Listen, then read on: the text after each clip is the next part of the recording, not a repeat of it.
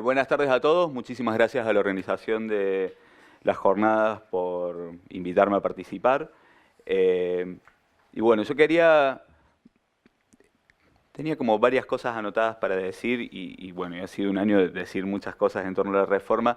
El desafío siempre es tener algo nuevo para decir. No voy a decir algo interesante porque en realidad eso es algo que me excede, pero sí algo que pueda ser por lo menos un disparador para esta tarde y para tener algunos argumentos que sostengan el hilo de la discusión a lo largo de las distintas participaciones de mis colegas. El título que le puse a mi intervención de esta tarde es la reforma universitaria como mito, ¿sí? Y esto tiene algunos intertextos que son interesantes, ¿sí? Un intertexto es el título de un libro del actual ministro de Educación de la Nación. Bueno, quería conversar algunas cuestiones sobre la reforma universitaria, o pensando la reforma universitaria como un mito. Para lo cual yo quería abrir con un pasaje de un texto de Jean-Pierre Vernant, que siempre me parece que es interesante si vamos a tratar de delimitar de qué hablamos cuando hablamos de un mito, ¿sí? Vernant dice: la actividad literaria, que prolonga y modifica por el recurso a la escritura una tradición muy antigua de poesía oral, ocupa un lugar central en la vida social y espiritual de Grecia. Para los oyentes no se trata de un simple entretenimiento personal, de un lujo reservado a la élite instruida, sino una verdadera institución que hace las veces de memoria social, de un instrumento de conservación y comunicación del saber cuyo papel es decisivo. Es decir, que cuando hablemos de mito esta tarde, los próximos minutos, cuando yo me refiera al término mito, no voy a estar no voy a estar pensando o sugiriéndoles que el mito es una mentira, un montaje o un engaño, ¿sí? Es decir, no vamos a estar pensando en mito en los términos de que hay un engaño que estaría velando una verdad y que ese engaño en realidad forma parte de una oscura conspiración de las clases dominantes, qué sé yo, al estilo Felipe Piña.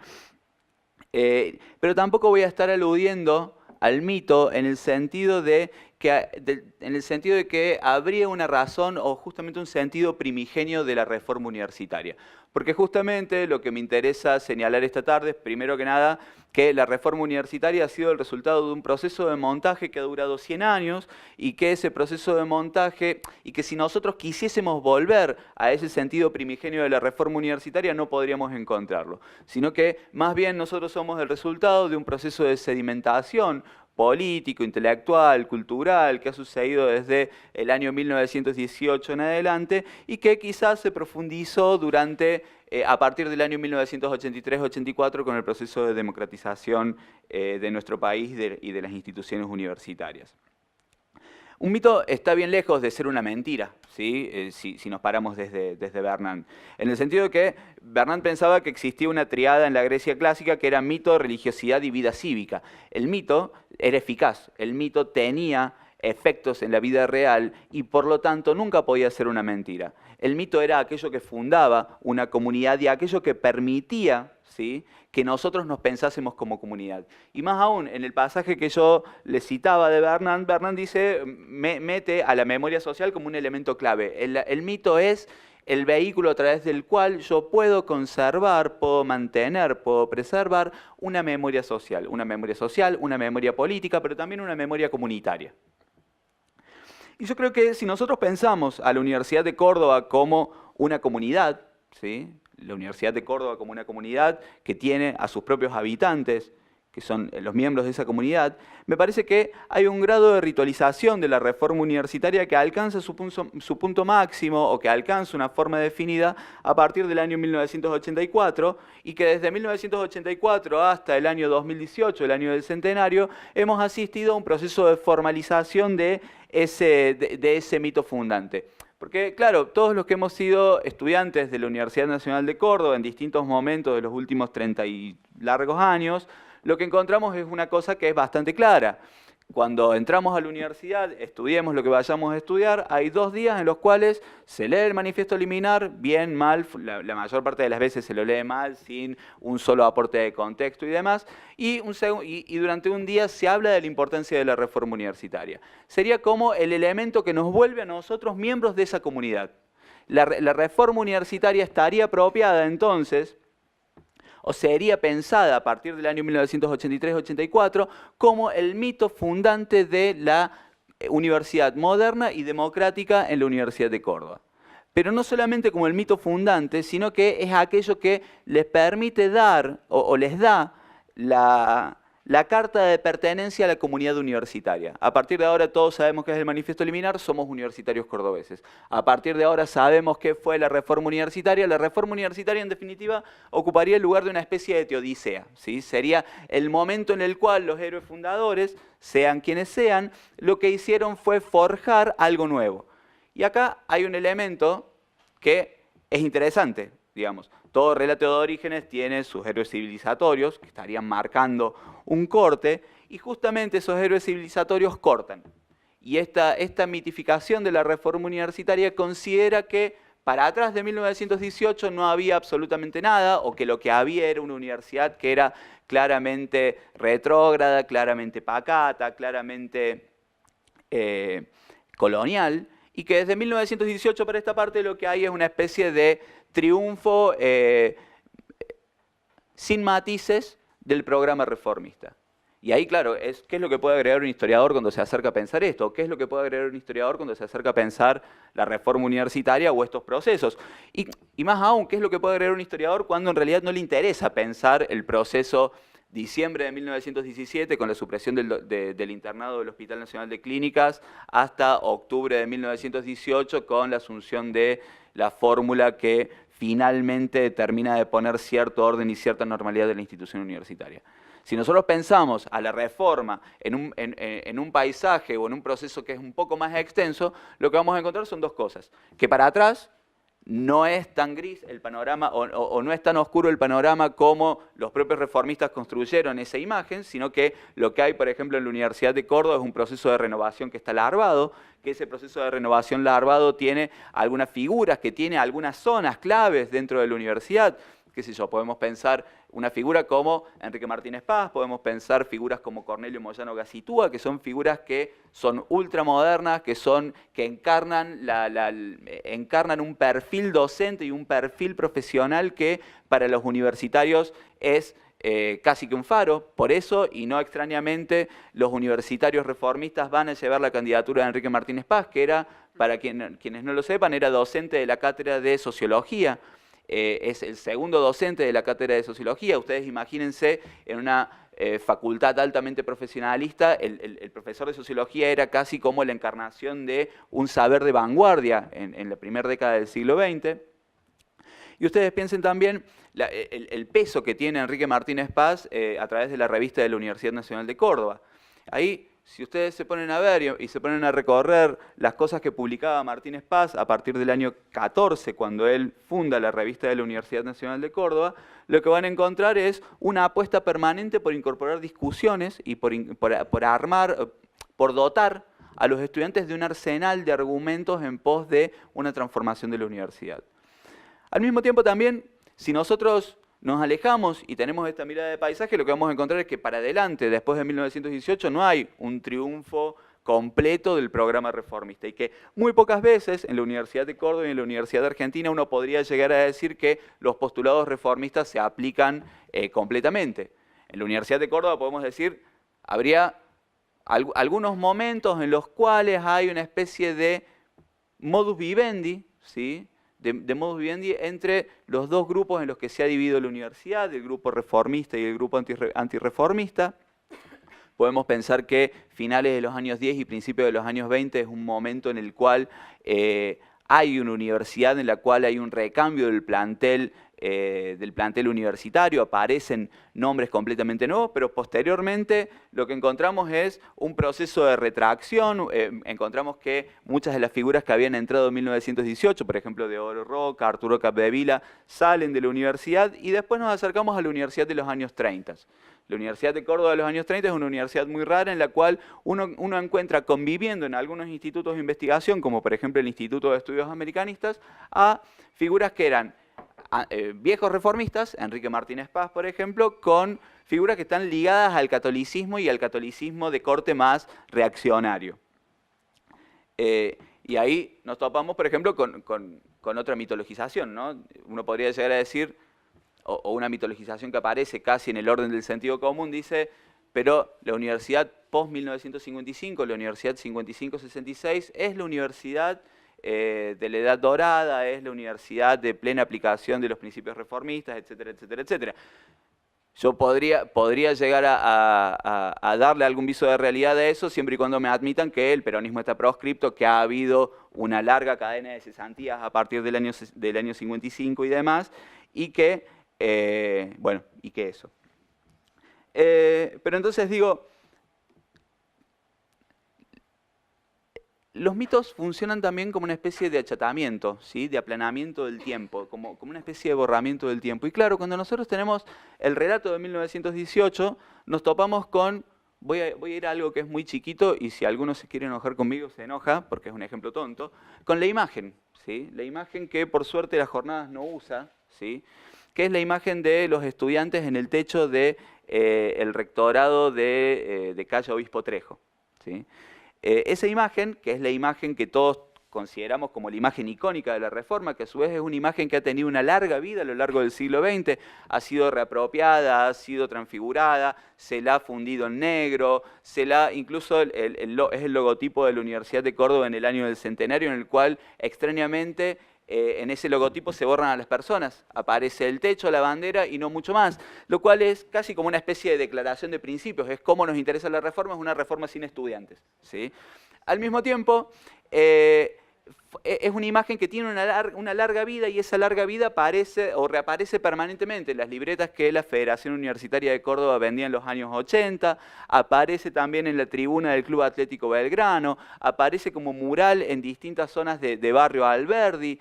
Es decir, es una imagen que tiene una larga vida. Si yo fuese historiador del arte y supiese un poquito más de Avi Warburg, podría llegar a decirles que es una imagen que forma parte de una especie de inconsciente de lo que es ser estudiante y ser universitario en Córdoba. Al punto que la noche que fue la toma en noviembre del año 2016, cuando fue la toma previa a la asamblea universitaria que finalmente terminó aprobando una reforma completamente retrógrada y antirreformista en nuestra universidad, lo que encontramos es, o los que estábamos ahí cerca esa noche, pudimos ver cómo los estudiantes que estaban tomando el pabellón Argentina, lo que hicieron en un momento de la noche fue colgar una bandera, ¿sí? Y ahí, a los que tenemos esa imagen en nuestra cabeza y nos preocupa la larga vida de esta imagen, pensamos, bueno, hay un momento en el cual todos tienen la pulsión de colgar una bandera en el techo de algún lugar como para reactualizar esa imagen, ¿sí? Pero digo, esa imagen, para ver cómo se achata el tiempo y cómo la mitologización funciona borrando el tiempo. Esa imagen es una imagen tomada el 9 de septiembre del año 1918, ¿sí? Pero esa imagen se la utiliza como el ícono clásico de algo que se celebra el 15 de junio de 1918. Y lo que se celebra el 15 de junio de 1918 es una derrota. Pero además de que es una derrota, lo que se celebra, que me interesa muy poco, que el 15 de junio de 1918 condensa un proceso que dura un año. Y si ustedes me apuran, condensa un proceso que en realidad dura muchísimo más. Condensa un proceso que tal vez comienza en 1854 con la federalización de la Universidad de Córdoba y termina en 1946 con las cesantías del peronismo. Es decir, es el momento, la reforma universitaria sería un momento, un episodio de la vigencia de la ley Avellaneda, digamos. Un pequeño acontecimiento virulento de la vigencia de la ley Avellaneda. Y acá, justamente, fíjense, nosotros tomamos un momento, el 15 de junio, el 15 de junio lo celebramos o tomamos como la imagen canónica del 15 de junio, una imagen tomada en septiembre, y en definitiva nos olvidamos de todo el proceso, de que en realidad el 15 de junio estamos celebrando una asamblea fallida, estamos celebrando una derrota, y que en realidad el momento de triunfo de la reforma universitaria viene en septiembre de 1918, no en junio. Y ahí ustedes podrían llegar a decirme, bueno, todos los lectores de Marx y del universo marxista sabemos que las derrotas han producido mejores textos que los triunfos, es decir, todos sabemos que los cuadernos de la cárcel valen mucho más que muchos de los textos de la Segunda y la Tercera Internacional, y todos sabemos que el 18 Brumario y la Contribución es mucho más interesante que el Manifiesto Comunista, es decir, los textos de derrota podrían llegar a ser textos mucho más interesantes o textos que obligan a la autorreflexión. Y ahí dentro de ese género de los textos de derrota estaría el Manifiesto Liminar, ¿sí? Que a su vez funciona como una especie de licuadora en la cual se mezcla un universo de referencias gigantesco que no sabemos exactamente quién lo escribe, se le atribuye a Deodoro Roca, pero en el que aparece un universo de referencias que se condensa para hablar de la situación de la universidad, pero para hablar de la situación de la universidad vuelven a hacer todo un análisis de la cultura nacional que nos retrotrae hacia la colonia, y ahí aparece por primera vez enunciada esta idea de el corte, ¿sí? Esta idea de la reforma o esto que estamos haciendo acá en este momento sería el final de algo. Pero claro, si uno lee el manifiesto liminar, lo que encuentra es una cosa, que es ¿qué es ser reformista en 1918? ¿Sí? ¿De qué hablamos cuando hablamos de reforma? Y ahí mi querido Deodoro Roca, tiene una respuesta. ¿Sí? La respuesta que da Deodoro Roca la da algunos años después, no la da en 1918. Y dice, los universitarios, buscando un maestro, nos dimos con un mundo. ¿Sí? Los universitarios comenzamos pensando que había que cambiar malos maestros por buenos maestros, que había que cambiar una universidad caduca por una universidad del futuro, y lo que descubrimos es que en realidad el problema no era pedagógico, que el problema era político. Y ese proceso, ¿sí? Ese descubrimiento de la política, es tal vez el inicio de una especie de pérdida de la inocencia que uno puede datarla quizás el 15 de junio de 1918, y esa pérdida de la inocencia política que Deodoro Roca lo logra sintetizar pensando que era un problema pedagógico, después descubrimos que era un problema político, lo que está haciendo es condensar el aprendizaje de su generación. ¿Cómo estoy con el tiempo? ¿Mal? ¿Bien? 5 minutos más, bien. Bueno, iba a hablar de otras cosas. Iba a hablar, por ejemplo, quiero citarlo nomás o quiero dejarlo planteado para, si después alguien quiere conversar sobre eso, para después pasar el cierre. Quiero decir que en el año 1984, como parte de este proceso de institucionalización de la reforma universitaria, ustedes piensen que en el 84 se celebra por primera vez dentro de la Universidad de Córdoba el aniversario, se celebra el 15 de junio, que ese 15 de junio que se celebra en la Universidad de Córdoba se celebra en el Salón de Grados Viejo, donde esta mañana recibió su doctorado honoris causa Dora Barrancos, y que allí hablaron dos personas. Habló el presidente de la Federación Universitaria de Córdoba, llamado José Serra, y habló el ministro de Educación de la Nación, Alconada. Y que en ese acto, ¿sí? Que fue la primera vez que se celebró un aniversario de la reforma dentro de la universidad y con ese grado de oficialidad y con todos esos fastos, asiste el gobernador de la provincia, asiste el intendente de la ciudad, asisten ministros y asisten otros gobernadores radicales. Claro, ahí lo que está sucediendo en el medio es un proceso de apropiación de la reforma universitaria por parte de la universidad, un proceso de institucionalización, pero al mismo tiempo también es el proceso de apropiación de la reforma universitaria por parte del radicalismo. El radicalismo necesita encontrar un espejo en el cual mirar su propia teodicea democrática y un espejo además en el cual demostrar su hipótesis respecto del autoritario siglo XX que en realidad, bueno, no vamos a... La poética de esa mirada de la historia es la República perdida, básicamente, ¿no? Podríamos encontrar dos relatos un poco más sutiles en algunos textos de María Matilde Ollier y unos textos de Gil y Lutsky, por ejemplo, pero no vienen al caso esta tarde. Lo que sí viene al caso es que el radicalismo inicia, ¿sí? Como parte de su propia épica democrática, se apropia de la reforma universitaria. Porque claro, el radicalismo lo que empieza a impugnar es un conjunto de rasgos autoritarios dentro de la propia sociedad argentina que habrían hecho posible el genocidio de 1976, pero que no se agotaban en el genocidio del 76.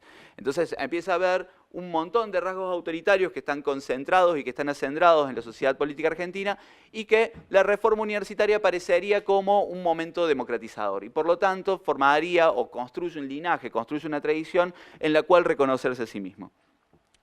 Pero si nosotros estamos parados en el 84, ¿no? Estamos parados en el 84, que es el momento en el que además varios viejos dirigentes de Franja Morada de finales de los 60 y principios de los años 70 están participando activamente dentro del alfonsinismo, digamos, como para ir mirando el reposicionamiento de algunos actores. Pero, ¿qué pasa si en vez de 1984 nos corremos al año 1980? En el año 1980 hay un textito, un librito, un material en realidad, no es un librito, que publica la Dirección General de Publicaciones de la Universidad Nacional de Córdoba, que es un texto, un librito protocolar, digamos, que cuenta cuáles son las carreras que se dictan en la Universidad de Córdoba, quiénes son las autoridades, quiénes son los secretarios, los decanos y demás de cada una de las facultades. Y comienza con una sinopsis histórica. Y la sinopsis histórica es deliciosa y se las voy a leer. Dice, como toda sinopsis, es bien escueta. 1877, punto, Facultad de Ciencias Médicas. 1925, Escuela Profesional Anexa, que se transforma en Instituto Técnico Universitario en 1973 por ordenanza I número 4/73. 1927, Escuela Superior de Lenguas. Es decir, acá lo que tenemos es, la reforma universitaria no sucedió, no tuvo lugar. Más aún, uno podría llegar a decir la reforma universitaria con todo el bagaje antiperonista que tiene en 1955 y con el rápido corrimiento al desván de la historia que se oficia durante los años 60, merced a la Revolución Cubana, que la reforma universitaria queda casi como una especie de, ustedes saben, qué sé yo, Jauretche, Hernández Arregui, un montón de tipos ligados al pensamiento nacional y demás, se cansan de pegarle a la reforma universitaria como algo que es insulso, como algo que es inofensivo y demás. Sin embargo, la dictadura ni siquiera se anima a meter, o las autoridades de la universidad de la dictadura ni siquiera se atreven a mencionar al año 1918, y 1918 es un problema. Me imagino a los tipos pensando, ¿qué hacemos con esto? ¿Cómo lo contamos? ¿Cómo lo metemos dentro de esta periodización? Y ahí, para cerrar, yo quería, porque claro, el problema es, ¿qué pueden decir los historiadores sobre la reforma? Una parte de lo que pueden decir los historiadores sobre la reforma es esto: la reforma ha sido el resultado de un proceso de construcción, de un proceso de reconstrucción permanente a lo largo del siglo XX y que a partir de los años 80 ha sufrido un proceso de institucionalización. Y que ese proceso de institucionalización nosotros hemos visto los fastos, por ejemplo, en el último 15 de junio, celebrando el centenario de la reforma universitaria con una colación de grados masiva, etcétera, etcétera, etcétera, que tiene sabor a poco. ¿Sí? Después, por suerte, la coyuntura se encargó de poner a los estudiantes en su lugar y poner a los estudiantes por delante nuestro y poner a los estudiantes dejándonos a nosotros a la saga, intentando comprender lo que hacen o criticándolos o lo que sea. Pero, para cerrar, quería traerles a ustedes, no a Jean-Pierre Vernant, sino un pasaje de la tesis número 6 de las tesis sobre filosofía de la historia de Walter Benjamin, que él escribe en 1939 y que, como siempre digo, es uno de los textos más cautivantes, perturbadores y seductores de todo el siglo XX, y como siempre digo también, el siglo XX está lleno de textos que son cautivantes y perturbadores, pero este es uno de mis favoritos. Y dice lo siguiente: articular históricamente el pasado no significa conocerlo tal como fue en concreto, sino más bien adueñarse de un recuerdo semejante al que brilla en un instante de peligro. Corresponde al materialismo histórico retener con firmeza una imagen del pasado tal como éste se impone de improviso al sujeto histórico en el momento del peligro. Y ahí viene la mejor parte. El peligro amenaza tanto la existencia de la tradición como a quienes la reciben. Para uno y para otros consiste en entregarlos como instrumentos a la clase dominante. En cada época es preciso intentar arrancar nuevamente la tradición al conformismo que quiere apropiarse de ella. Ahí salta una parte que es religiosa que no me interesa y dice: el don de atizar para el pasado la chispa de la esperanza solo toca en suerte al historiógrafo perfectamente convencido de que si el enemigo triunfa, ni siquiera los muertos estarán seguros, y ese enemigo no ha cesado de triunfar. Por lo tanto, ¿cómo nos podemos acercar nosotros al centenario de la reforma universitaria? Primero que nada, intentando sustraer la tradición al conformismo, intentando sustraer la reforma universitaria de esa mirada que dice que esta es la universidad posible y esta es la universidad que podemos tener. ¿Sí? Es decir, el historiador se corre, acá me saco el saco de historiador y me pongo un saquito más político, y mi cuestión es, o la pregunta que traéis a todos los historiadores es cómo los historiadores podemos ayudar a la política, o por qué contar el pasado es una práctica que es política. Y ahí justamente aparece el problema. ¿Qué es lo que nosotros tenemos que hacer con la reforma universitaria? ¿O qué es lo que los historiadores pueden hacer? Ponernos en sobrealerta que, en realidad, la reforma universitaria está siempre en riesgo de volverse guardiana del conformismo del status quo universitario. Muchas gracias, buenas tardes.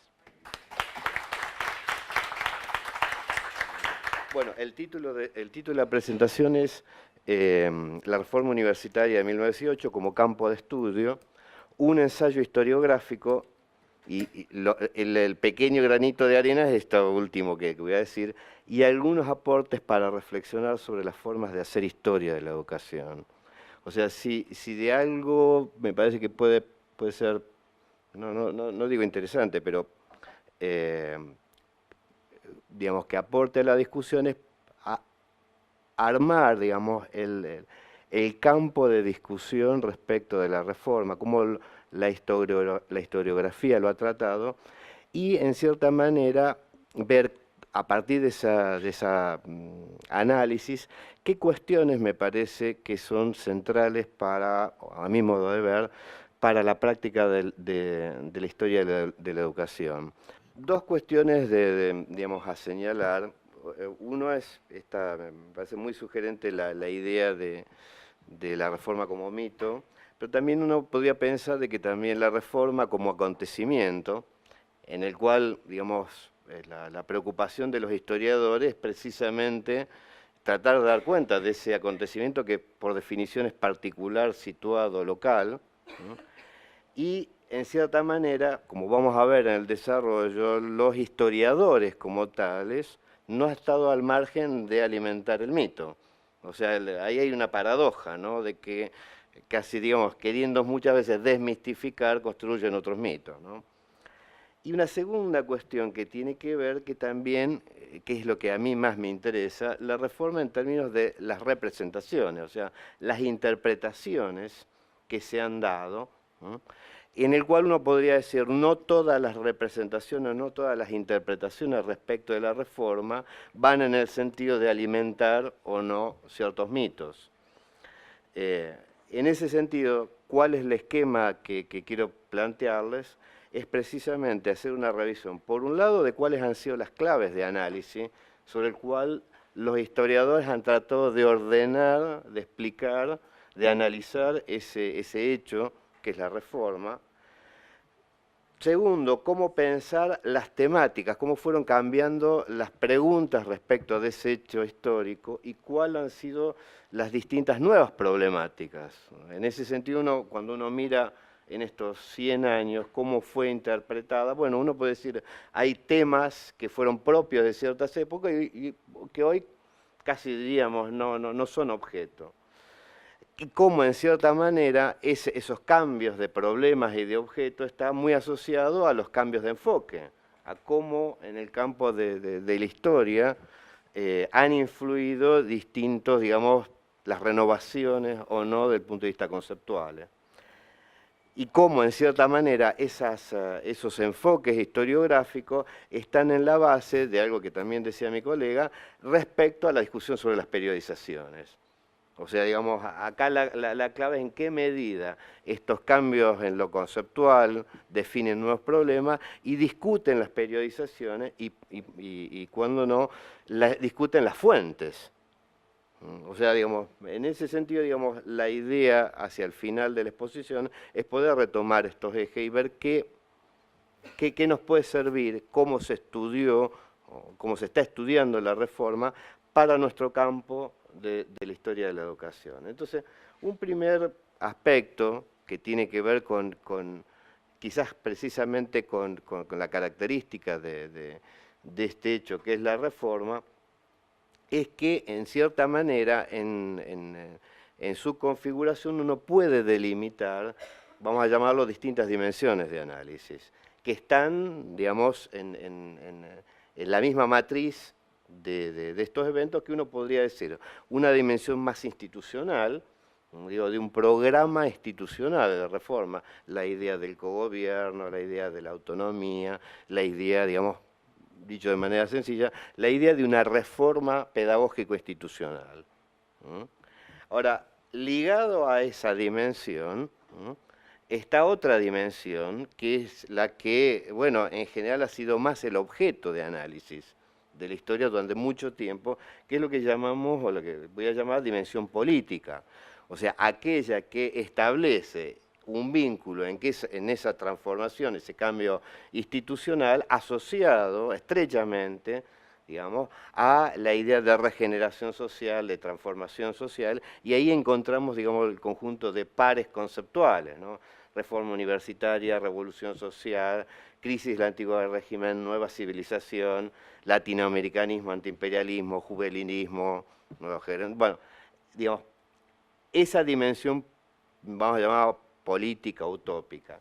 Y una tercera dimensión que en la historiografía es más reciente, aunque uno puede decir también está, digamos, ha estado por detrás de las otras dos dimensiones, que vamos a llamarla, grosso modo, la dimensión cultural, más bien aquella que intenta rastrear la relación entre el movimiento reformista y la idea y la problemática de la reacción antipositivista.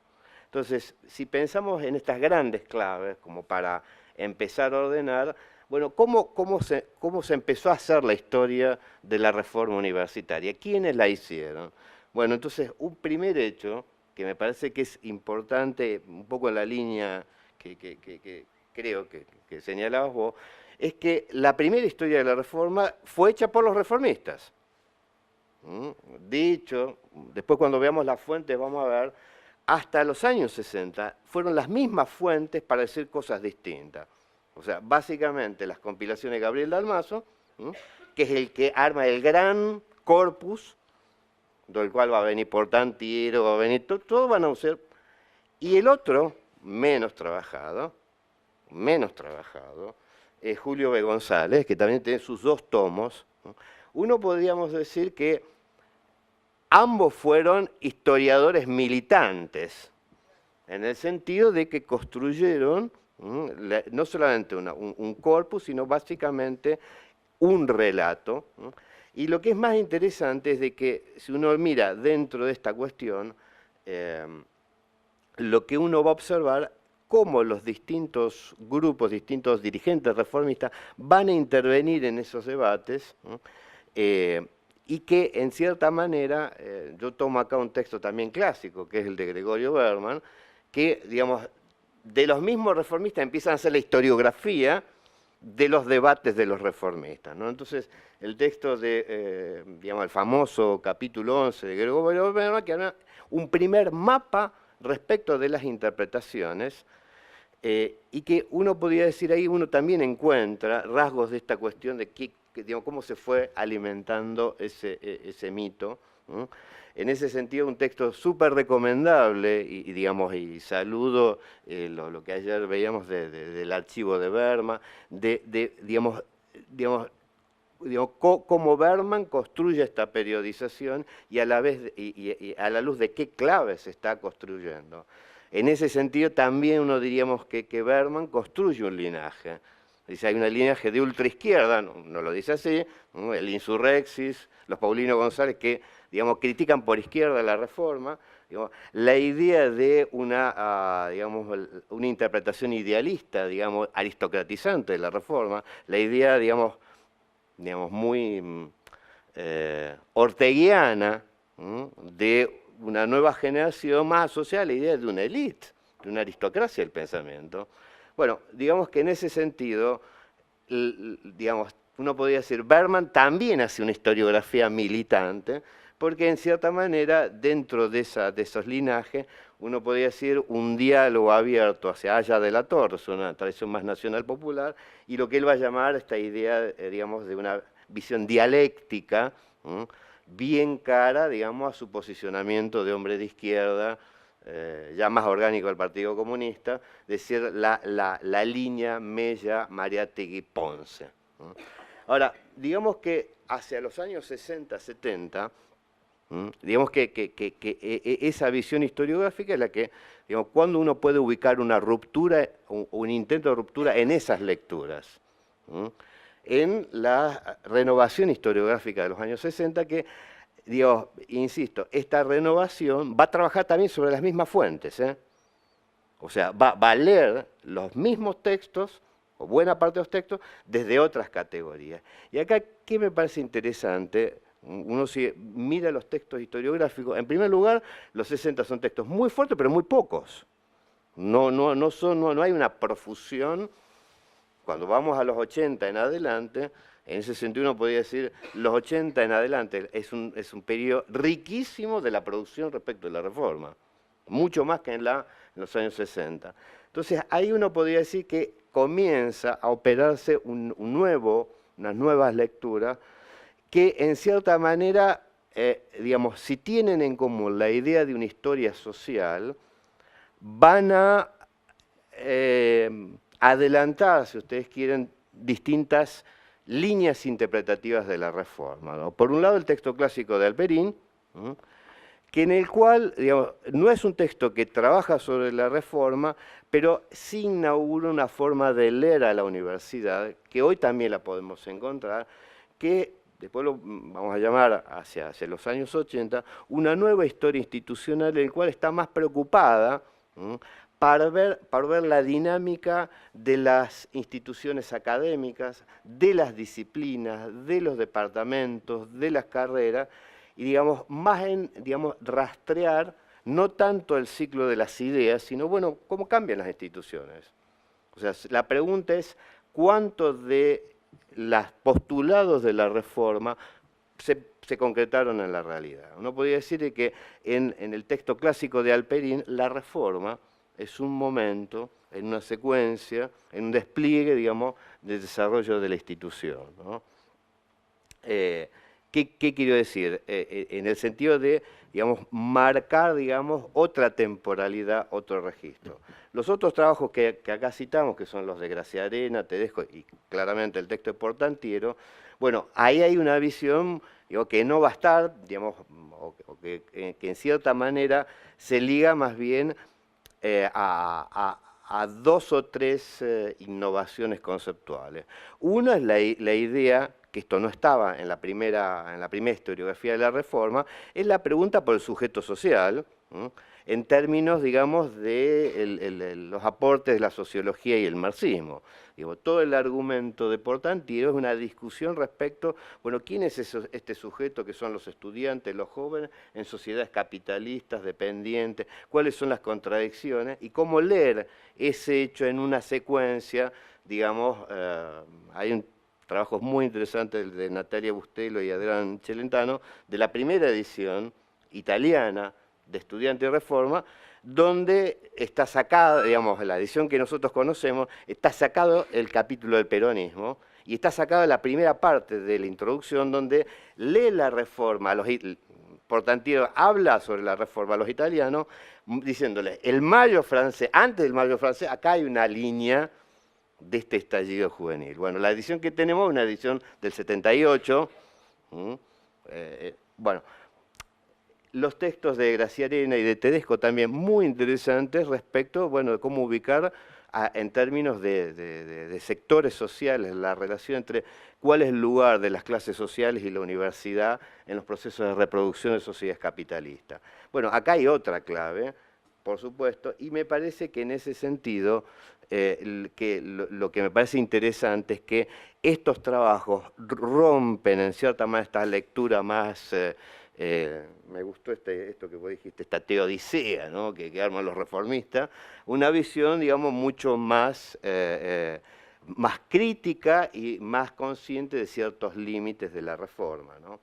Digamos que en los años 80, desde el retorno a la democracia, me parece que es un periodo sumamente interesante, ¿no?, respecto de la historiografía sobre la Reforma, ¿no? En realidad vamos a ser más precisos. La Reforma empieza a tematizarse más hacia fines de los 90. Hay algunos libritos en el periodo de la transición democrática, algunas de la mano de la recuperación del krausismo y esa tradición, pero digamos que en general el tema de la Reforma es más bien de mitad de los 90 en adelante, cuando uno empieza a rastrear. En ese sentido, a mí me costó mucho armar esta parte, porque en realidad, ¿cómo armarlo? Lo hago en términos de la cronología. Entonces, bueno, tendremos que empezar por Hugo Biagini, digamos. Hugo, cuando nadie hablaba de la Reforma, ni siquiera los radicales, Hugo ya venía escribiendo sobre, digamos, pero pensé ordenarlo de otra manera, más bien por un lado de cómo en este periodo, en primer lugar, está articulado a una renovación de los enfoques teóricos e historiográficos. básicamente la idea, digamos, la constitución de un campo con todas las dificultades de la historia intelectual, o un campo de la sociología de la cultura y de los intelectuales, con cómo el análisis del discurso permea en estas visiones. Entonces, bueno, acá hay, digamos, este cambio, digamos, de renovación conceptual, cambia precisamente la forma de ordenar y de construir los problemas, ¿no? Entonces uno podría decir de que dentro de esos trabajos uno podría ubicar, por un lado, una tradición, digamos, más que está pensando la relación entre dimensión política y dimensión institucional que hablamos al principio, en esta clave más de historia intelectual, que uno puede leer los trabajos de Osvaldo Graciano, o el último súper recomendable, por lo menos para mí me gusta, el libro que, digamos, más de divulgación de Natalia Bustelo, que es todo lo que usted conoce de la Reforma, y su próximo libro, que es su tesis doctoral, me parecen los estudios más fantásticos, que miran otras y abordan de otra manera este problema. Y por otro lado, en paralelo a esta mirada, yo la denomino una renovada historia institucional que recupera las especificidades de las disciplinas y los cambios en la estructura académica. Uno podría decir que los trabajos ¿eh? Sí, vamos llegando.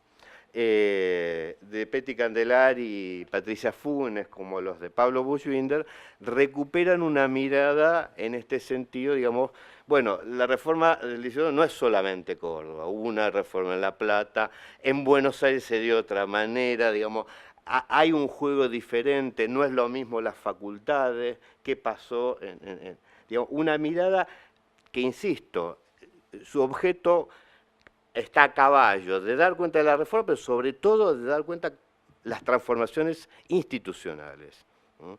Y marcar, digamos, en cierta manera, una especificidad local, disciplinar, ¿no? Entonces, uno podría decir de que dentro de esa hiperproducción que hay desde los 90 en adelante, yo mapeé alguna serie de problemas que me parecen, digamos, están formuladas de manera muy amplia, muy abarcativa, pero me parece que pueden captar distintos trabajos. Uno es la preocupación por ver los procesos de producción, circulación y recepción de ideas en espacios nacionales y regionales. Y esta idea, digamos, de pensar, por ejemplo, la proyección, comillas, la proyección latinoamericana de la Reforma en este juego, digamos, ya en una mirada de las referencias de Haya de la Torre con los reformistas, sino, bueno, cuáles fueron las vías, los circuitos, qué tipo de ideas circular y cómo eso se juega en el plano nacional y regional, ¿no? Nada, los trabajos de Vázquez, de Cataño Rodríguez, los de Martínez Basola, son refinadísimos trabajos de, digamos, que supone, después lo vamos a ver, un recorte de otra fuente, que ya no son los textos clásicos de Del Mazo y González, sino, digamos, una emergencia de distintas fuentes, ¿no?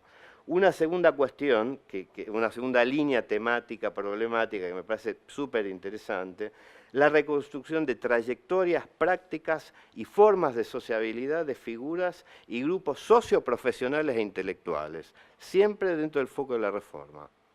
O sea, digamos, en el cual, digamos, el género de las viejas biografías está resignificado en la idea de, bueno, seguir ciertos individuos, seguir ciertos actores y ver cómo esas trayectorias dan cuenta de formas diferentes de sociabilidad y de prácticas políticas. Digo, en ese sentido, por ejemplo, la recuperación que hace Natalia Bustelo de alrededor de una treintena de revistas que van desde 1910 hasta el 28 por lo menos, de un mundo estudiantil que, digamos, no estaba en el registro ni de Portantiero ni de Graciarena, digo, que alumbran una idea mucho más compleja, mucho más disputada, mucho más cruzada, digamos, por especificidades locales.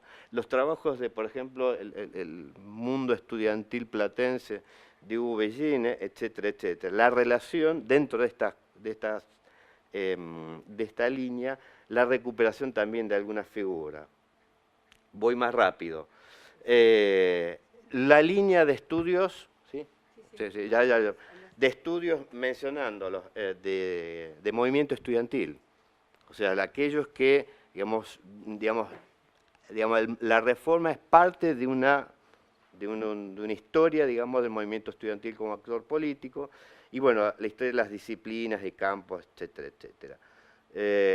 Solo un parrafito de la dimensión cultural que también me parece que es bien interesante, por lo menos a mí me parece muy interesante, es aquella que discute a dos puntas. Uno, la idea de que hay un espiritualismo, como si fuera un bloque, y la idea de, digamos, del positivismo. A mí me resulta interesante porque creo que en el campo educativo todavía seguimos pensando en esos grandes bloques cuando en realidad la historiografía intelectual muestra que, digamos, hay más una cultura científica y hay distintas formas en que se va a plantear.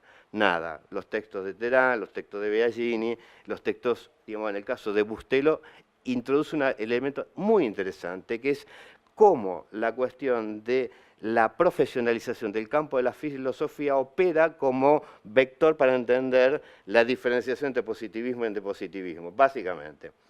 Último, bueno, periodización es fuente. Una cosita de la periodización. ¿Cuándo empieza la reforma y cuándo termina? Me encanta el texto de... Hay que citar a los locales, ¿viste, no? A César Kach, un trabajo súper interesante. Para César, digamos, en realidad la reforma llega hasta el inicio del peronismo. Él define la reforma como un movimiento social.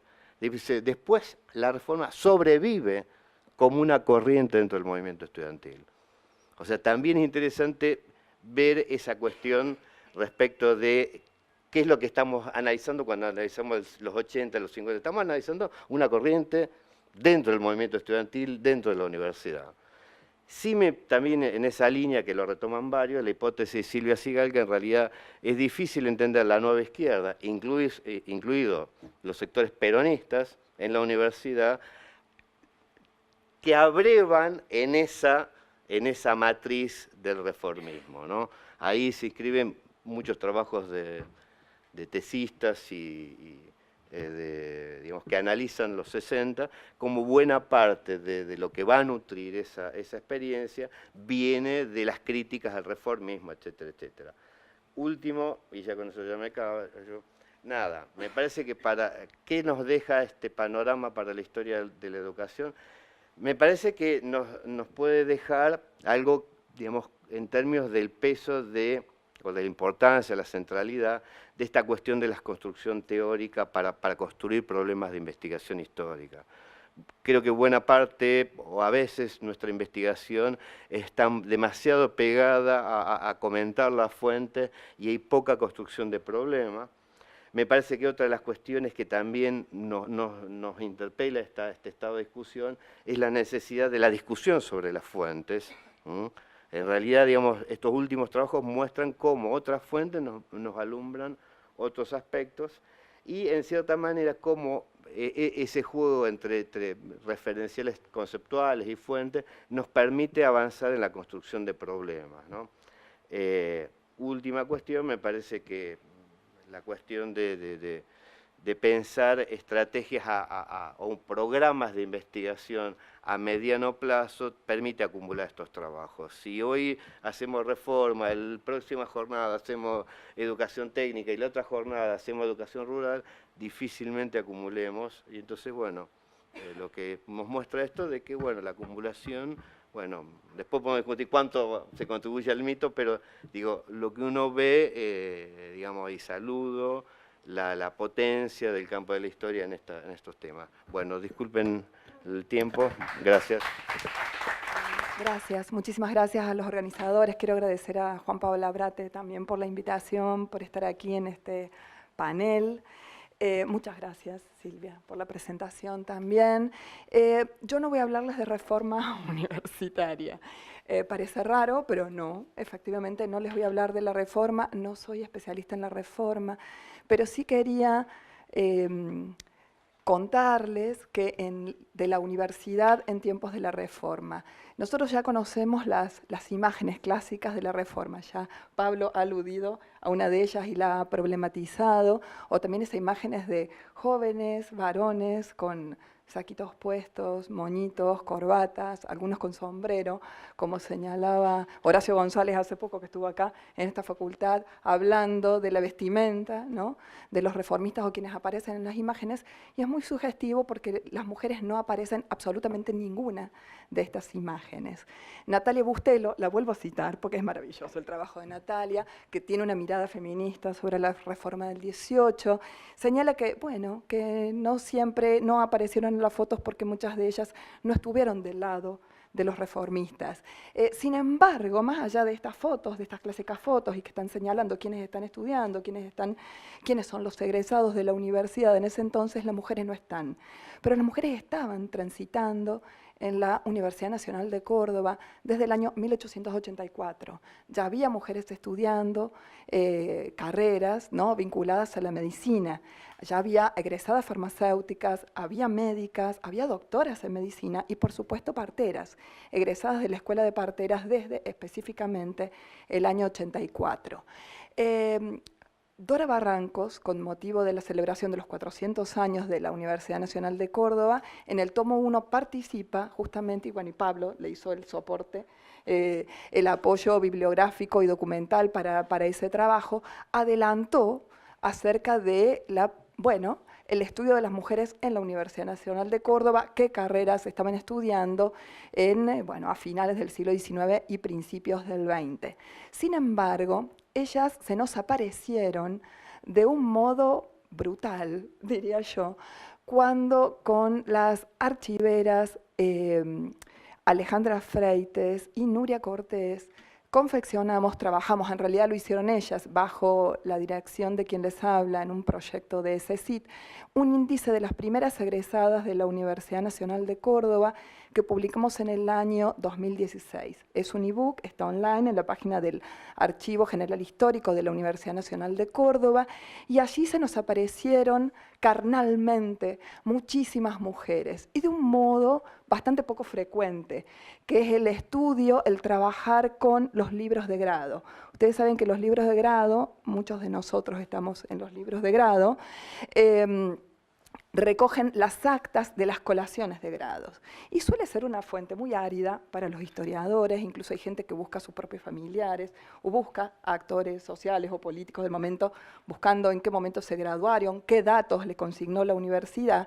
Sin embargo, es una fuente que nos ayudó a encontrar a estas mujeres, y las encontraron Alejandra y Nuria una por una, porque fueron revisando acta por acta y lo hicieron desde el año 1884 hasta 1950. El corte lo pensamos por la cantidad de mujeres que aparecían en las actas de colaciones de grado a partir, sobre todo, no tanto de los 50, sino de los 60, y era una tarea faraónica para realizar.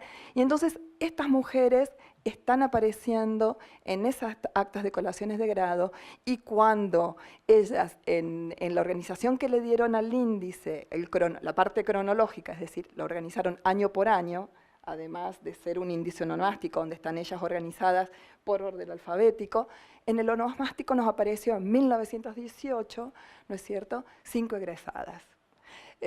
Una farmacéutica, una joven catamarqueña farmacéutica de 22 años y 4 egresadas de la Escuela de Parteras. Y nos empezamos a preguntar entonces, ¿cómo trabajamos esto? ¿Cómo lo presentamos?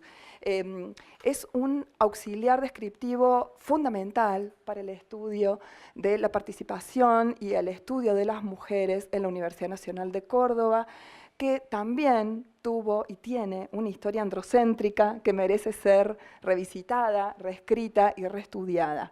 ¿Por qué las primeras egresadas provienen de la Escuela de Parteras?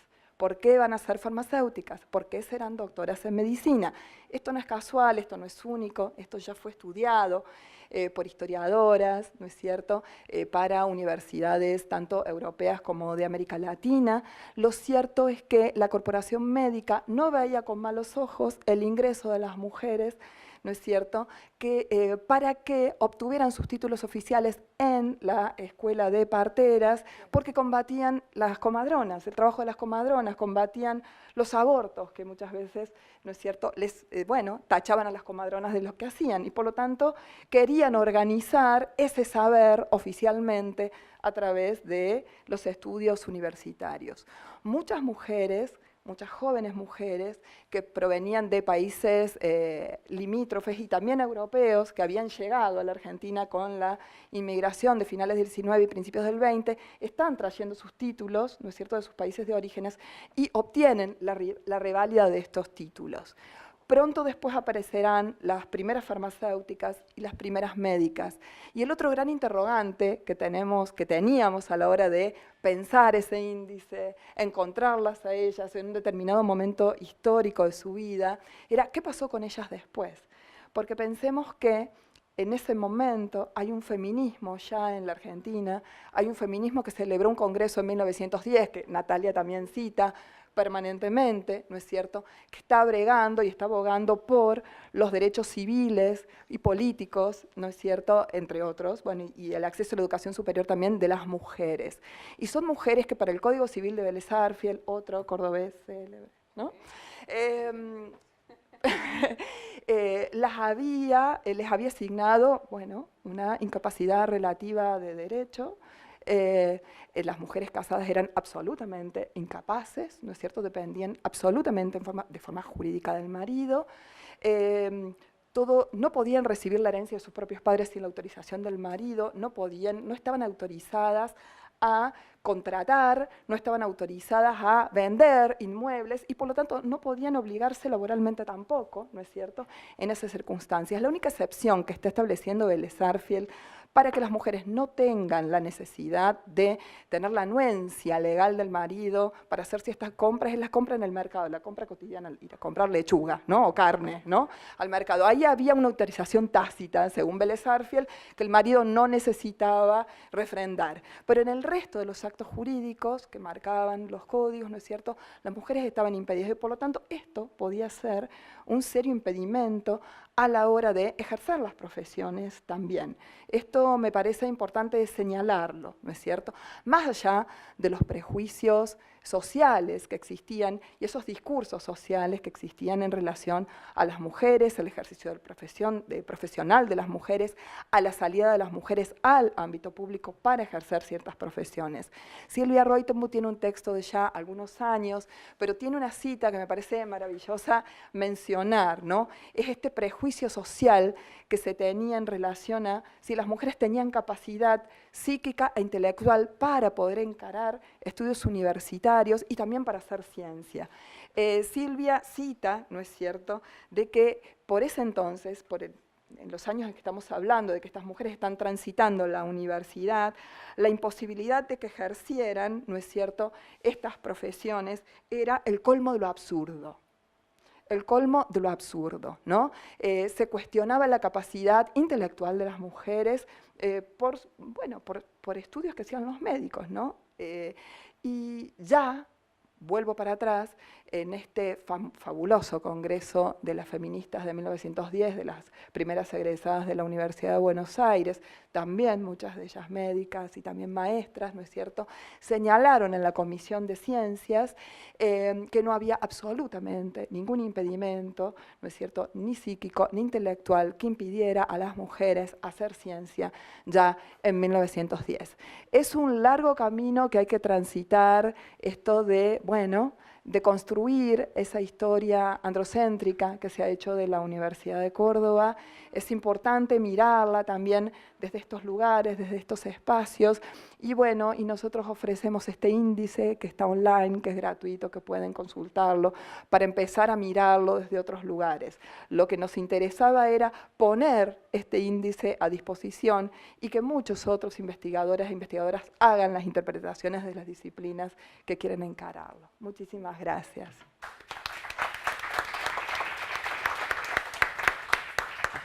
Bueno, mi idea es recorrer un poco a partir del título del panel, en torno a la herencia de la reforma de 1918, escenarios y actores, algunos momentos, ¿no? Un poco en todas las invitaciones a homenajes por los 100 años de la reforma, la cuestión del legado, ¿no?, de la herencia ha estado muy presente en los modos de invitar, ¿no?, como una gran interpelación a mirar el siglo XX y la actualidad, ¿no?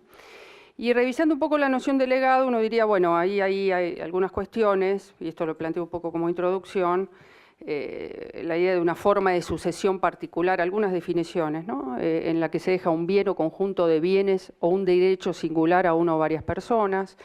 También la idea de legado como cosa material o inmaterial que se deja en testamento o se transmite de padres a hijos, de generación en generación. Entre otros sinónimos figuran herencia, donación, cesión. Y hay allí un poco algunos dos significados por lo menos interesantes que tienen que ver, me parece a mí, con la materialidad e inmaterialidad de la reforma y también con la transmisión intergeneracional. Una cuestión importante también es cómo desistir, ¿no?, un poco la reflexión sobre los mitos da cuenta de eso, de las visiones idealizadas sobre la reforma, ¿no? Ahí hay siempre una tentación que es necesario sustraerse a eso, ¿no?, a los elementos conservadores, diríamos yo, de ese gesto. Y hay un psicoanalista que rastreando un poco esta cuestión, Louis Horstein, al que yo leía en los tiempos que trabajaba, Historia de la Infancia, que fue hace mucho tiempo, Silvia, hace mucho. Hablando de la obra de Freud, él dice en algún lugar, no se trataría de administrar un patrimonio, en este caso de la obra de Freud, pero que pudiéramos trasladar al tema de la reforma, sino de ponerlo a producir, para lo cual es necesario abandonar la fascinación, en tanto que todo saber, en tanto deviene saber instituido, porta el germen de su propia esclerosidad. Entonces ahí me parece que en esa cuestión me parece interesante para pensar cómo en los momentos de apropiación de ese legado, yo no voy a tomar tanto la mirada historiográfica que se ha planteado, las distintas lecturas que ha habido en distintos momentos históricos sobre la reforma, sino en todo caso, cómo en algunos momentos históricos, en diversos escenarios y con distintos actores, en particular haciendo foco en los actores estudiantes, y actrices estudiantes, como diría el lenguaje sexogenérico, hay momentos de apropiación activa, ¿no? Y muy interesante, donde esa relectura resulta bastante potente y problemática al mismo tiempo y polémica. Nunca es armónica y sencilla, sino que al producirse en contextos de crisis en algunos momentos históricos y también de fuerte politización y repolitización, tiene alcances polémicos. Y esto es un poco tomando algunas incursiones que he hecho, ¿no?, en particular dos. Por un lado, una mirada sobre un periodo en el que estoy trabajando hace tiempo, que es entre los años 50 y los años 70, siguiendo algunas trayectorias académicas. Entonces eso me lleva muchas veces a volver a incursionar, en particular los años 50 y 60, de allí los dos momentos que voy a trabajar. Y una segunda indagación, como un aporte a otro espacio de producción de conocimiento, que ha tenido que ver con una mirada y más en línea de continuidad o de revisitar el periodo 2001-2002 y en base en particular a un trabajo previo y una invitación nueva a mirar un poco la experiencia más de la militancia estudiantil en ese momento. Esas tres momentos que quiero ubicar son, los dos primeros se vinculan con la Facultad de Filosofía y Letras de la Universidad de Buenos Aires, en primer lugar entre 1952 y 1955 y en segundo lugar entre 1962 y 1966, ¿no? Es decir, entre el periodo del peronismo, en un momento en que el movimiento estudiantil reformista tenía en buena parte de las agrupaciones una posición crítica respecto de las políticas del peronismo, y un segundo momento, ¿no?, que corresponde a 1962, donde aparece una nueva revisión del reformismo universitario en clave de una serie de críticas que tienen que ver con con los acontecimientos políticos nacionales vinculados con la proscripción del peronismo y, en segundo lugar, con la apertura y con el impacto que la Revolución Cubana va a tener en una nueva mirada latinoamericana por parte del movimiento estudiantil. Cuando uno, mirando la revista, y eso corresponde a dos publicaciones, a una exploración, en dos trayectorias en particular, pero en dos publicaciones, una la revista CEFIL, que tuvo varios números entre 1951 y 1959, donde publican varios de los dirigentes estudiantiles de ese momento y algunos también profesores y figuras invitadas. Y en el segundo momento, de 1962, donde se crea la revista Centro, que introduce un giro en la mirada, en los dos casos revistas del Centro de Estudiantes, y que de alguna manera en ese segundo momento mira la experiencia de los reformistas estudiantes que llegan al gobierno de la universidad después del golpe de 1955 desde una perspectiva crítica. Un poco cuando uno encuentra en ese primer momento, entre 1951 y 1955, en algunos de los números, aparece una crítica a lo que ellos llaman los estudiantes en ese momento, centro de estudiantes en el que había muchas mujeres, muchísimas mujeres presidentas del centro de estudiantes. Una historiadora muy conocida, Aide Gorostegui de Torres, que después pasó a ser de Torres, ¿no? Pero también Amanda Tubes en determinado momento, que va a ser presidenta de la FUBA, etcétera. Es decir, una presencia, ¿no?, importante de mujeres en la composición del centro de estudiantes. Sin embargo, en términos generales, en las revistas escriben sobre todo hombres, a excepción de Regina Gibaja, ¿no?, muy importante, donde ya introduce ahí una perspectiva feminista, ¿no?, en la relectura de varios textos de Simone de Beauvoir, etcétera. Pero, ¿qué quiero tomar de alguna lectura de los textos sobre de las referencias a la reforma de ese momento? Que por un lado hay una crítica a la postergación reformista, y tomo literalmente un fragmento, ¿no? Es decir, cómo se produce en ese momento no solo una autoidentificación como reformista, sino un encuentro con los textos de la reforma, ¿no? Es decir, se conforma un grupo de estudios, ¿no?, en la búsqueda que en determinados momentos históricos se produce de buscar en ese acervo algo que oriente la acción estudiantil, ¿no? Y leo un texto, un párrafo. Desde la enunciación de uno de los principios básicos de la reforma universitaria, que considera esta como parte de la reforma social, el movimiento estudiantil no puede perder de vista la necesaria gravitación que la universidad tiene en el medio social en el que está ubicada. Un centro de estudiantes no puede convertirse en una élite que trabaja para sí misma, sino por el contrario, hacerlo todo en función del medio ambiente en que actúa, no para adaptarse a él, sino para reformarlo mejorando. Es decir, la apelación a la idea de que los estudiantes tienen que tener una intervención social activa, y en un contexto en el cual también había un debate respecto del estatuto de los centros de estudiantes, si tenían que dedicarse a cuestiones gremiales, a cuestiones políticas o convertirse en espacios en los que se dictan cursos, se auxilia a los estudiantes para la preparación para las materias, etcétera, etcétera. Hay siempre, ¿no?, un debate que es bastante permanente en el movimiento estudiantil respecto a la dimensión política, gremial o cultural en un sentido más amplio. Otro fragmento de algunos de los artículos: un centro de estudiantes debe recordar que existe algo llamado reforma universitaria y realizar una intensa y más que intensa constante labor propagandística, para que la masa estudiantil sepa que sus oscuras aspiraciones están enunciadas con claridad. Esto no es posible cuando la reforma es ignorada por los mismos grupos dirigentes o cuando el inevitable desplazamiento de un grupo por terminar la vida universitaria trae aparejada la llegada de otro, ¿no?, la condición transitoria estudiantil, que ignora y no tiene medios de enterarse, ¿no? Un centro no puede olvidarse de la formación teórica de los estudiantes nuevos, que serían los futuros dirigentes del movimiento universitario. Es decir, la idea de que la formación en las fuentes, en la lectura de lo que fue la reforma del 18, pasa a ser considerada relevante para la formación política del movimiento estudiantil en ese momento. Se produce entonces la constitución de un grupo de estudios universitarios presidido por Darío Cantón, que ha publicado su obra poética en los últimos años. Es un investigador, profesor de la Facultad de Ciencias Sociales de larga trayectoria, guiado por la pregunta ¿qué es ser reformista hoy?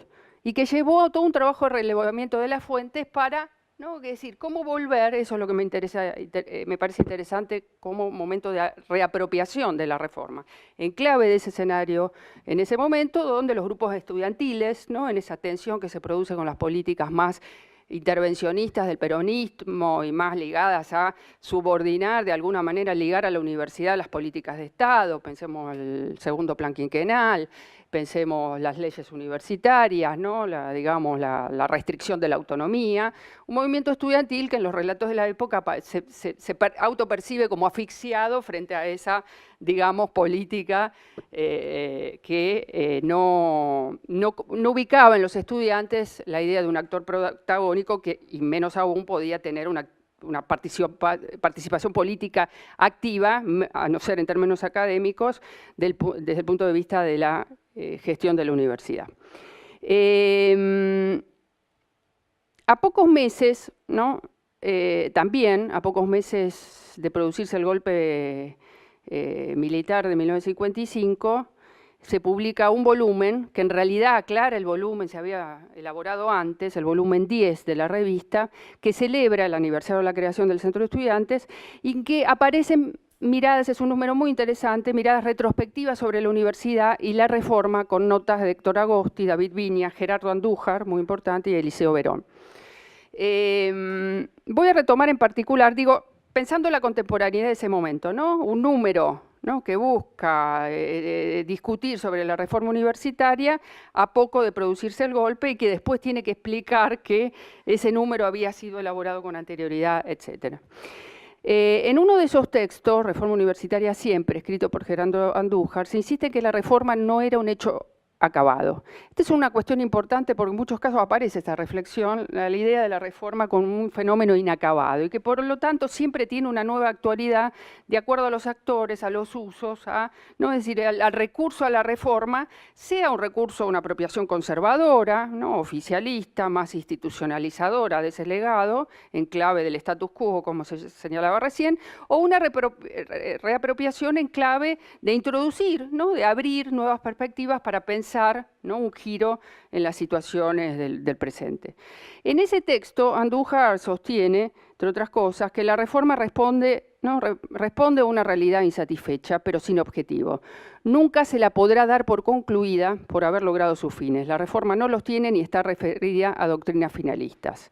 Y agregaba, los objetivos que puedan constituir en este momento los postulados de la reforma universitaria, autonomía, representación estudiantil, enseñanza laica, pueden en consecuencia ser más que objetivos contingentes proporcionados a su no vigencia. El día en que se conquisten no marcará el fin de la reforma por haber cumplido lo que se da en llamar su ciclo histórico. Aparecerán otros, ¿no? La idea que siempre en cada presente histórico aparecen nuevos fines.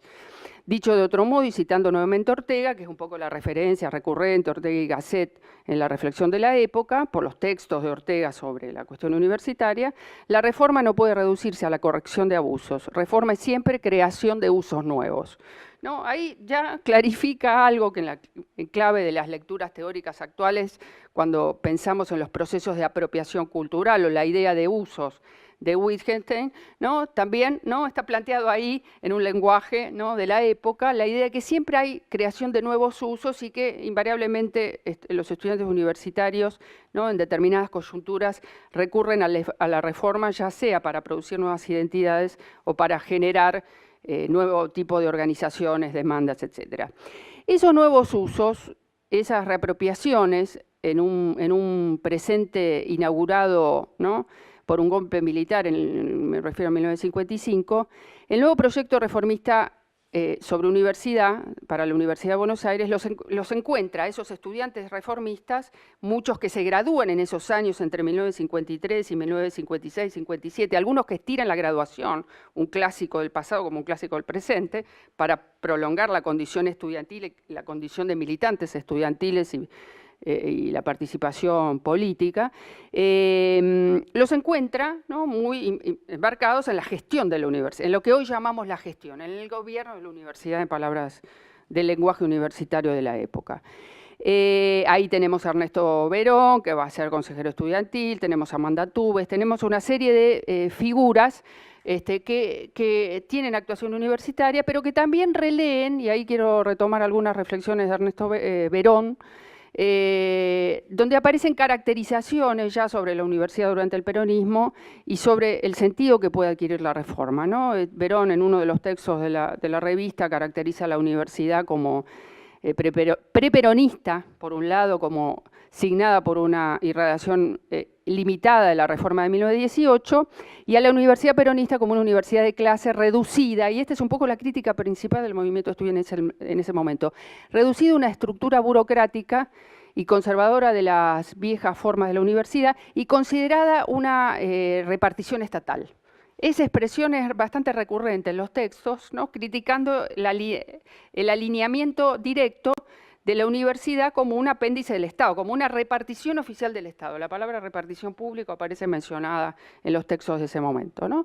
Entonces, por lo tanto, una correa de transmisión, un lugar de llegada, ¿no? De una correa de transmisión de las políticas del gobierno a la universidad, y ahí aparece todo un debate, por ejemplo, sobre los cursos de formación política que introduce el peronismo, que los plantea como cursos obligatorios, muy asociados a la doctrina peronista en el segundo y vinculados con la orientación más doctrinaria del segundo gobierno y con el segundo plan quinquenal. Entonces ese también es otro de los componentes que genera un fuerte debate por parte del movimiento estudiantil.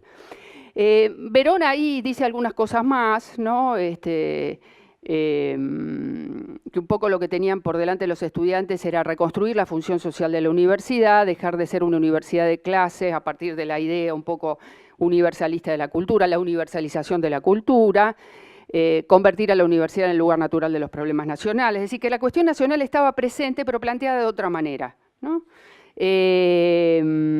La idea invariablemente del gobierno tripartito y ir más allá, podríamos decir, de las interpretaciones trascendentalistas de la reforma, ¿no? Es decir, nuevamente ahí hay una discusión respecto de esas orientaciones esencialistas, diríamos hoy, de la reforma, que en la transmisión histórica o en la transmisión universitaria a su vez perduraban también como parte de los enunciados oficiales. ¿Qué se produce después, ¿no? El golpe del 55 da lugar a un nuevo proceso en la Universidad de Buenos Aires, periodo llamado entre 1955 y 1966, tanto en la denominación de la historiografía como los años dorados de modernización de la Universidad de Buenos Aires, pero también de políticas de desperonización con la exclusión de profesores peronistas de la universidad y con políticas restrictivas en relación a los concursos, pero también de autonomía y reforma de los estatutos de la Universidad de Buenos Aires que siguen vigentes en su espíritu hoy, siguen vigentes hoy los estatutos de aquel momento con algunas modificaciones. Es decir, que ahí ese salto, podríamos decir, hace que la mirada sobre el periodo posterior, en particular en relación a la reforma, sea menos atractiva.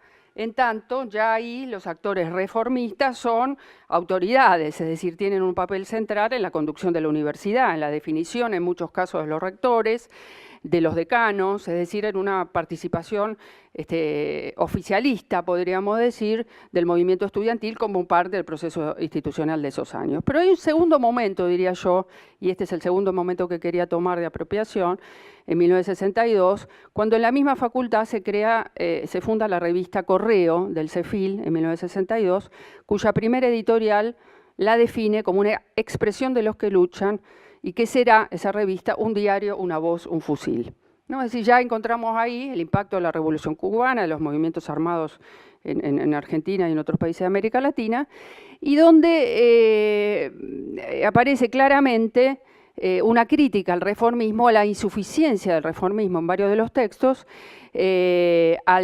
estallido, dice uno de los textos, de su fórmula y su posición antiperonista, y empieza a plantearse una idea claramente de acercamiento del movimiento estudiantil a los partidos políticos. Y a diferencia, ¿no?, del periodo anterior, afirma que después, digamos, que si bien la principal enunciación del reformismo fue que los estudiantes reformistas en el periodo anterior a 1955 no tenían sus maestros, estos nuevos estudiantes sí habían encontrado sus maestros. ¿Quiénes eran sus maestros? Nuevos referentes, entre otros, ¿cómo se llama? Se me piantó el nombre, esta figura tan importante, Jorge Abelardo Ramos, ¿no? Es decir, como la presidenta de ese momento del Centro de Estudiantes, que fue Analía Pairó, estudiante de Historia, hija y, digamos, perteneciente a una familia muy conocida, los Pairó, y también en la línea de la familia de los Gerchunov, como militante del Movimiento de Unidad Reformista, escribe varios artículos sobre reformismo, planteando una serie de críticas importantes, ¿no?, a la orientación liberal del reformismo universitario. Va a discutir el mito de la extensión universitaria, que había tenido un despliegue muy importante en esos años, a partir de la experiencia de Isla Maciel, etc. Es decir, inaugura ahí una mirada crítica del reformismo institucionalizado, ¿no?, a partir de participar en un grupo de estudiantes, entre los que estaban también Adriana Puigros, Hugo Biagini, Ernesto Laclau, y varias figuras más, Blas Alberti, Félix Schuster, etcétera, donde esa mirada, ¿no?, que se había producido ahí en ese grupo. Nuevas lecturas, es decir, autoidentificados como reformistas, pero con nuevas lecturas ligadas en particular con la nueva, digamos, formación en las luchas latinoamericanas, en muchas de las publicaciones de la revista, de una de las revistas importantes de esos años, que es una editorial, que se llama, que empieza a publicar textos antiimperialistas de figuras clásicas, la editorial indoamericana, ¿no?, que fue un proyecto de Ramos y que a partir de 1953 había comenzado a publicar la Biblioteca de la Nueva Generación. Marco eso porque nuevas lecturas se vinculan, ¿no?, ponen nuevas claves de lecturas, introducen una mirada crítica de esos textos clásicos de la Reforma y de la experiencia reformista institucionalizada en la Facultad de Filosofía y Letras a partir de esa transición del 55 al 62. Entonces, esa mirada, ¿no?, con ejes, esas nuevas lecturas con eje en el antiimperialismo, ¿no?, la crítica al liberalismo, que va después derivar en posiciones asociadas al peronismo, posiciones años después asociadas a Montoneros, es decir, Analía Pairó va a ser una militante de Montoneros, etcétera. Es decir, ahí uno puede ver la derivación de las trayectorias de este pequeño grupo inicial, donde la crítica al reformismo pasa a ser, ¿no?, la crítica al liberalismo del reformismo o a la lectura liberal del reformismo, una clave para un nuevo posicionamiento, en este caso de estudiantes también de la Facultad de Filosofía y Letras en esos años. Voy a dejar acá, pero el tercer momento correspondía, ¿no?, al año 2001-2002, en el cual también, en otra escena, en otro escenario, con otros actores, después de un largo periodo de rectorado, de peso del radicalismo en la Universidad de Buenos Aires, de 16 años del rectorado de Oscar Schuberov, en diciembre del año 2001 se produce una nueva elección de la FUBA, a pocos días del estallido del 19 y el 20 de diciembre, por lo cual se conforma ahí un frente que se llamó Frente 20 de diciembre, que ganó las elecciones de la FUBA, ¿no?, desplazando después de más de 20 años, de más de 16 años, a Schuberov al radicalismo y a Franja Morada de la universidad. ¿Qué quiero marcar de ese momento en particular? Dos cosas. Por un lado, la convergencia que se produce ahí entre agrupaciones independientes, en particular TNT, que era una agrupación ligada en el que tuvieron participación activa Axel Kicillof y también un joven estudiante que quedó como presidente de la FUBA, después, hace pocos años fallecido, Iván Hein, pero también la convergencia con los partidos de izquierda, las agrupaciones de izquierda partidaria, como se denomina, ¿no?, el Partido Obrero y el MST. En particular, ahí el vicepresidente era Santiago Gima, del Partido Obrero. ¿Qué quiero decir? En ese momento histórico uno ve, ¿no?, figuras, ¿no?, jóvenes, estudiantes, que después van a tener diversos tipos de trayectorias ligadas a los partidos. Iván Hein se suma al kirchnerismo a partir del año 2003 en distintos cargos, ¿no?, es decir, ese momento genético también de trayectorias políticas, que puede ser el paso por el movimiento estudiantil en determinado momento. Y en segundo lugar, lo que quiero mencionar es que en marzo del año 2002 se produce una asamblea universitaria de la UBA en la cual se elige el nuevo rector. Se establece la no continuidad, ¿no?, un cambio en el estatuto respecto de que un rector no puede durar más de 2 periodos, y en segundo lugar se elige un nuevo rector que va a ser Jaime Echeverri. Ahí nuevamente la cuestión de la reforma es objeto de apropiación. En las intervenciones públicas de Axel Kicillof, por ejemplo, que fue uno de los candidatos a rector, que era un joven docente, ¿no? El recurso a cuestionar la Universidad de Buenos Aires por su régimen anacrónico, etcétera, etcétera, lleva a referenciarse en la reforma para denunciar la situación de ese presente. Pero también los estudiantes de Franja Morada recurren a la reforma para decir, esta es una universidad reformista, y reconstruyen en su presentación y en su defensa de otros candidatos, ¿no? Todas las cosas que se hicieron desde el punto de vista de la historia de la Universidad de Buenos Aires durante todo ese largo periodo. Es decir, nuevamente ahí tenemos usos distintos, más oficiales y críticos, ¿no? Un recurso a la reforma, ¿no? Para una enunciación crítica o conservadora en una coyuntura especialmente inestable y crítica como fue la de los años 2001 y 2002. Bueno, nada más.